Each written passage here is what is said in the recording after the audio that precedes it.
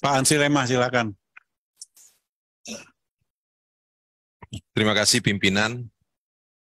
Assalamualaikum warahmatullahi wabarakatuh. Selamat siang, salam sejahtera buat kita semua. Pimpinan, rekan-rekan Komisi 4 yang saya hormati, Pak Sekjen dan para Dirjen, jajaran Kementerian Pertanian, Pak Kepala Badan Pangan Nasional, Pak Sekjen juga hadir, Pak Kabulok, Pak Jenderal Buas, Pak Direktur ID Food, Direktur RNI, dan BUMN Pangan yang hadir pada siang hari ini.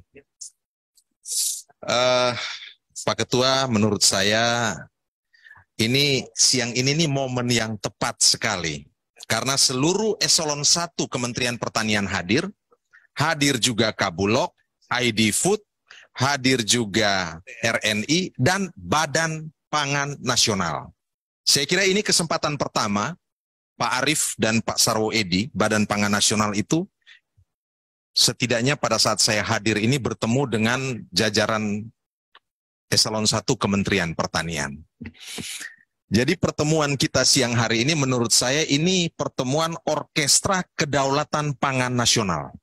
Kenapa saya katakan demikian? Nah, tadi Saudara Devi Bijak baru menayangkan paling ujung soal pernyataan Menteri Perdagangan. Nah, saya langsung saja relasikan ke Badan Pangan Nasional. Ini badan yang baru dibentuk oleh Presiden Jokowi berdasarkan Peraturan Presiden Nomor 66 Tahun 2021, dan di sana disebutkan mengintegrasikan peran mulai dari hulu sampai ke hilir yang orientasinya bukan sekedar ketersediaan ataupun ketahanan pangan. Saya ulangi lagi, tetapi pada kedaulatan, kemandirian, dan swasembada pangan. Relasinya ke Kementerian Perdagangan terkait dengan impor, kepada Kementerian Pertanian terkait dengan peran di sektor hulu, produktivitasnya yang harus ditingkatkan. Nah, dalam konteks itu terus terang Pak, saya ingin tanya, ini Kepala Badan Pangan Nasional ini sudah bicara-bicara belum dengan misalnya jajaran Kementerian Pertanian terkait dengan 9 komoditi ini? Karena badan pangan ini dibentuk, ini bukan badan ketahanan pangan seperti di Kementerian Pertanian kali lalu. Dan orientasinya menurut saya harus bisa memangkas angka importasi yang besar di masa lalu. Kalau impornya masih tinggi untuk 9 komoditi yang menjadi kewenangan utama dari Badan Pangan Nasional ini, ya menurut saya apa bedanya sebelum ada Badan Pangan Nasional dan setelah ada Badan Pangan Nasional ini? Saya ingin mendengar bagaimana mengintegrasikan orkestra ini, yang pasti di sana akan ada seorang konduktor, sehingga kemudian kerjanya ini tidak parsial dan tidak egosektoral. Contoh, 2 komoditi menyangkut bawang putih dan kedelai. Impornya masih ada di atas sekitar 90%. Setelah Badan Pangan ini ada, bagaimana omong-omong dengan Kementerian Pertanian, dan kira-kira impor ini akan turun berapa? Kalau masih 90% akan turun jadi berapa? Intervensi kebijakan, aksi dan implementasinya seperti apa yang mau dilakukan? Sentra-sentra produksi yang mau dikembangkan kira-kira di mana?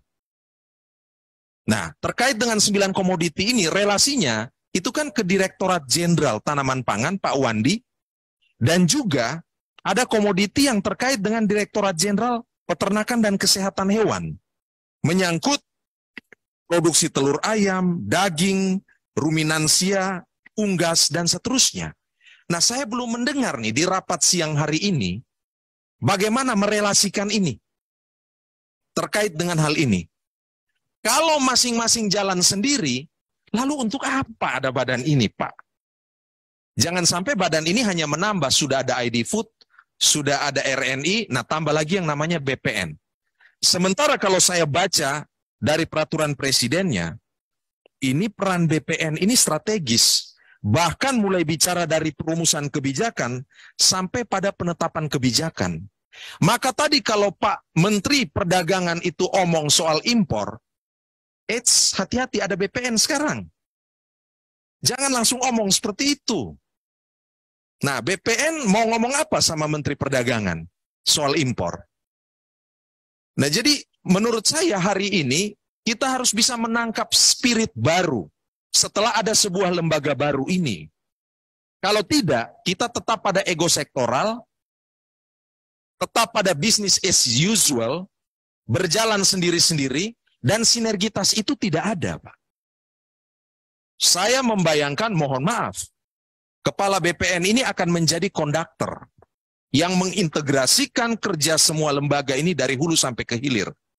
Sehingga kemudian orkestra ini menghasilkan sebuah pagelaran perpanganan nasional yang memang kita harapkan ujungnya kepada kedaulatan dan kemandirian. Kalau cuma sekedar impor lagi, ketahanan lagi, untuk apa ada yang kayak begini? Saya belum dengar soal itu. Konkretnya, misalnya, hubungan dengan Pak Wandi, ini mau bagaimana nih strategi nih? Ada beberapa komoditi yang langsung berada di Dirjen Tanaman Pangan. Hubungan sama Dirjen PKH, ini mau gimana? Nah, saya ingin dengar itu konkret. Itu yang pertama. Yang kedua tentu ya apresiasi lah buat Kementerian Pertanian. Banyak program juga di dapil kami, pemberdayaan berjalan oke. UPO, nursery, P2L, dan yang lain-lain. Itu saya harus betul-betul memberikan apresiasi, betul. Ya, tapi terus terang Pak Ketua, saya agak terganggu. Ketika membaca dan mendengar, ini betul nggak nih? Bahwa pupuk itu bisa diganti dengan terasi. Risetnya di mana? Loh, ini yang ngomong kalau tidak salah Menteri. Kalau saya salah tolong diklarifikasi. Risetnya di mana? Apakah sudah ada cerita berhasil dan sukses? Karena kalau benar-benar ini betul bisa pakai terasi dan nanti ada orang bilang ya udah kita produksi terasi sebanyak mungkin aja untuk mengganti pupuk. Ya tolong, kita bernegara ini serius apa enggak gitu loh. Kalau hal seperti ini ada pernyataan seperti ini, bagaimana kami bisa diyakinkan soal data, soal orientasi kerja menuju kedaulatan pangan, dan seterusnya. Yang berikut, Pak Dirjen PKH, ya ternak udah ada yang sampai Pak, 2021 dan seterusnya, tapi beberapa itu mati Pak, dan cacat. Tolong ini dibereskan. Yang kedua, Pak Dirjen PKH, kalau tidak salah, Kementerian Pertanian itu punya kebijakan membuat Inpari Nutrising, ya, benih padi yang bisa memerangi stunting.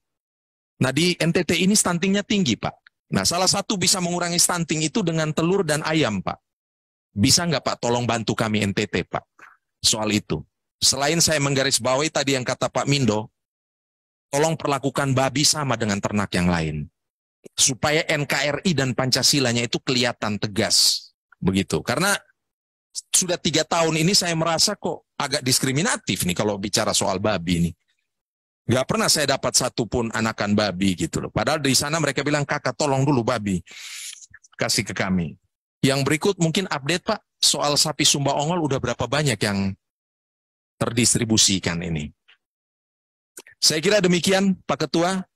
Terima kasih. Wassalamualaikum warahmatullahi wabarakatuh. Waalaikumsalam. Terima kasih. Baik, terima kasih Bapak Ketua, Bapak Ibu sekalian, para anggota dan teman-teman sekalian Eselon 1.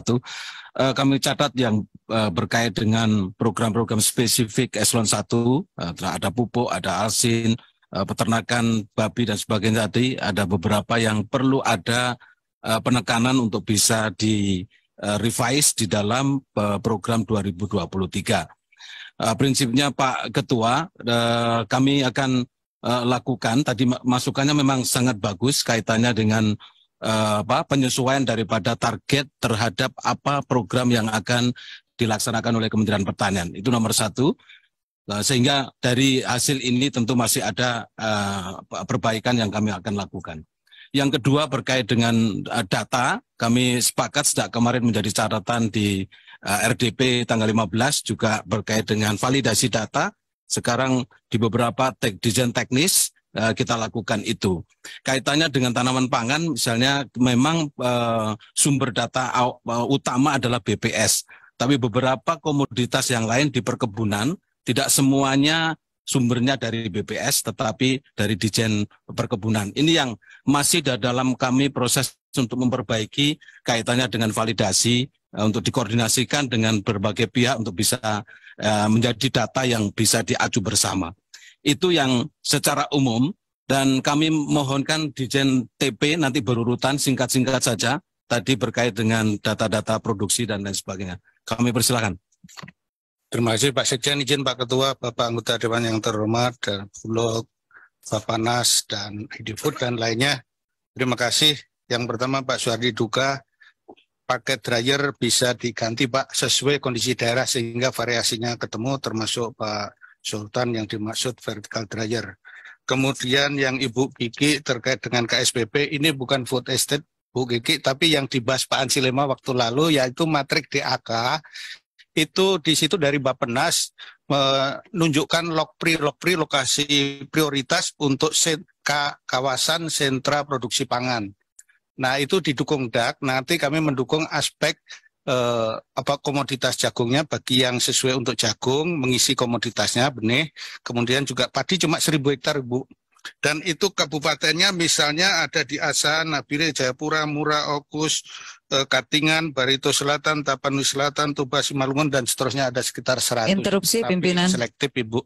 Ya. Dijawab dulu pertanyaan anggota secara singkat.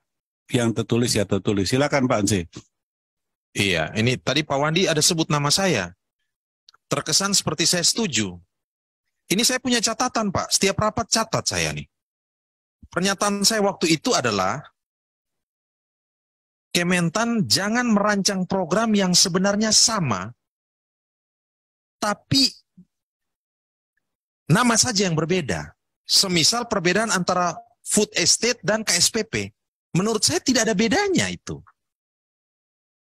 Itu sikap saya Pak. Jadi jangan seolah-olah saya mau dikonfrontir sama Ibu Kiki. Sikap kami ini sama Pak. Saya mempertanyakan KSPP ini nih sebenarnya nama lain dari food estate.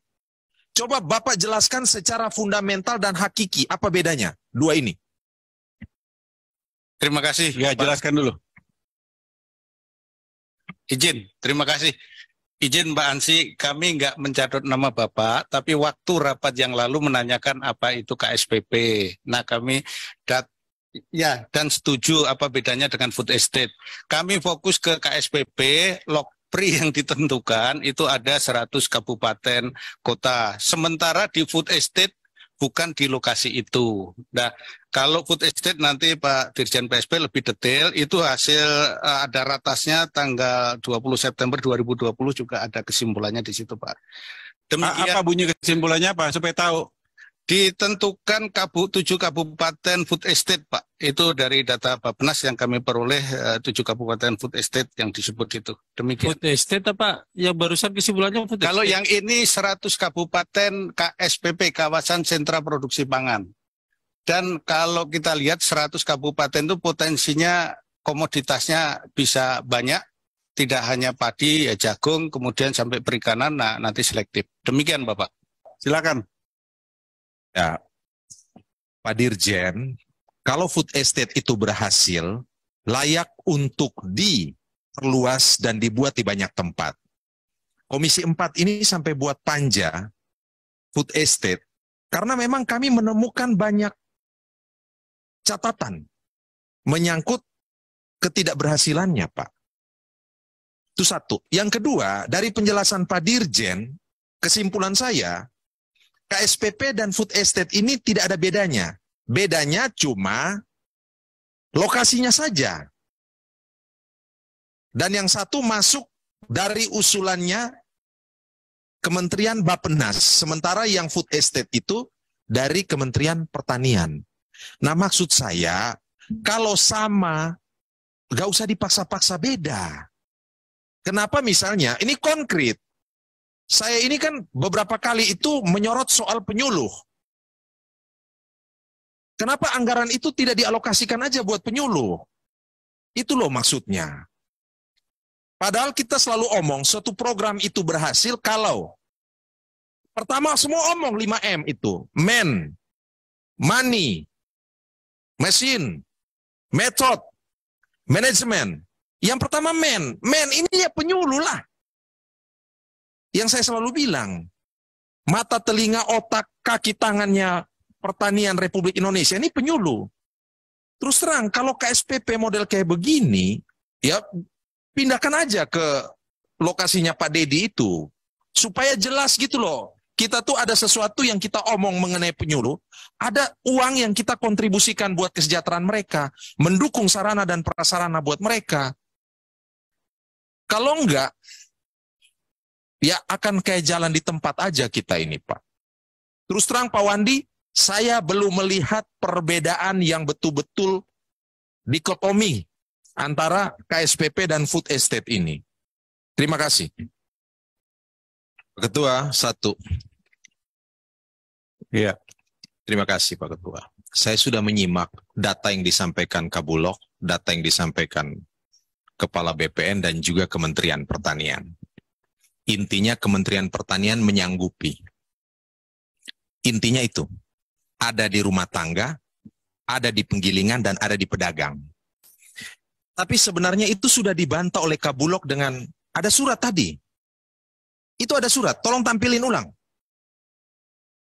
Itu bantahan dari Kabulok. Tampilkan. Tampilkan. Katanya TNI dan polisi turun itu. Nah, sekarang tolong Kementerian Pertanian bantah data ini. Silakan bantah. Untuk menunjukkan bahwa ada 600.000 itu. Kalau tidak bisa dibantah data ini, saya pribadi lebih percaya data Bulog. Jadi, tolong dilihat prosesnya tadi. Sudah masing-masing sudah bicara, sudah menampilkan data. Sudah saling adu data. Prosesnya sudah berjalan. Nah, ini udah dibantah tadi nih sama Kabulok nih. Omongnya sekian, begitu dicek sama TNI Polri, segitu. Nah, kalau salah datanya Bulog ini, Kementerian Pertanian bantah dong. Bantah. Supaya jangan hanya bilang bahwa ada di rumah tangga, ada di penggilingan, dan ada di pedagang. Terima kasih. Kalau nggak ada lagi, saya bacakan kesimpulan rapat dengan pendapat hari ini. Nomor 2. Pak Ketua. Ya. Ya, ini kan sambil menunggu redaksional dari Kementerian Pertanian ya, saya mau ngomong aja. Yang pertama Pak Slamet, saya menyambung Pak Slamet bilang, kalau sampai lupa mendisposisi itu, apa iya? Ini masalah besar loh. Kalau masalah sepenting ini kemudian, Sekjen dan Dirjen baru tahu pada saat rapat ini. Ingat, ini masalah yang super penting. Bagaimana bisa Dirjen dan Sekjen baru lihat surat itu? Yang kedua, selisihnya bukan 2.000 atau 10.000, Pak. Dari satu item alung saja, selisihnya 85.000. Yang ketiga, saya sebelum duduk di DPR ini, pekerjaan saya riset, Pak. Kirim orang untuk survei. Saya ingin tahu, itu Kementerian Pertanian itu mendapatkan data itu, pakai telepon dan pakai WA, kemudian diteruskan oleh dinas provinsi terkait, atau pakai pola apa? Sehingga kemudian betul-betul presisi. Dari pola pengumpulan data aja kita bisa tahu. Saya omong terus terang ini. Terkesan meremehkan kok. Coba kalau kita tanya pola pengambilan data. Sejauh mana dinas provinsi itu loyal dan tegak lurus kepada Kementerian Pertanian. Dan bagaimana caranya Kementerian Pertanian mengecek ulang. Melakukan recheck dan cross check bahwa selisih 85.000 itu memang faktanya seperti itu. Ini kan kita adu data nih. Cukup ya Pak Ansi ya.